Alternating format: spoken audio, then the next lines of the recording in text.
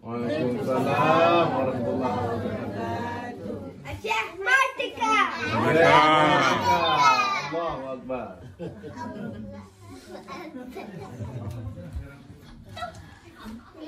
Pegang mereka orang poce.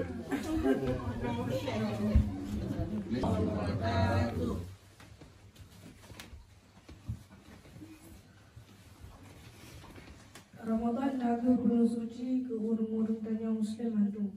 Bulan Ramadan naga bulan yang Nabi Muhammad SAW terima waktu kufun dari Allah. Putra Ramadan itu.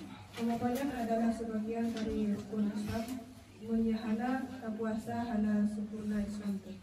Sebab rukun Islam yang kedua naga puasa bak bulan Ramadan.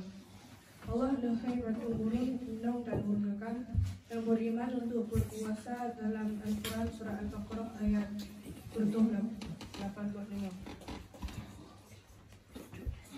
Ya ayyuhalladzina amanu kutiba alaikumus shiyam kama kutiba alal ladzina min qablikum la'allakum tattaqun. Urung Islam wajib puasa bulan rukun dalam situ. Ramadan yang bulan yang mulia sebab dalam bulan Ramadan Allah menyebut Al-Quran. Lailatul Qadar rahasia oleh Allah hanya yang tujuan bersih malamnya. Dalam hadis nana buka minta dekata Lailatul Qadar malam itu yang akhir.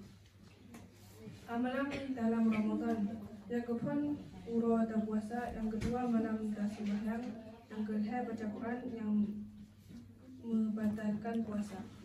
Yang kedua haji pucuk makanan dan jebi, yang kedua haji berbuka, yang ketiga haji berbuka, yang keempat sabar nahan segala amarah. Assalamualaikum warahmatullahi wabarakatuh. Waalaikumsalam warahmatullahi wabarakatuh.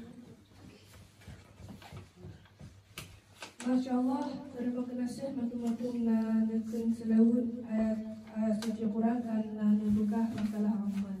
Cina lohe mantu-mantu ngajakkan selawut dengan pahala.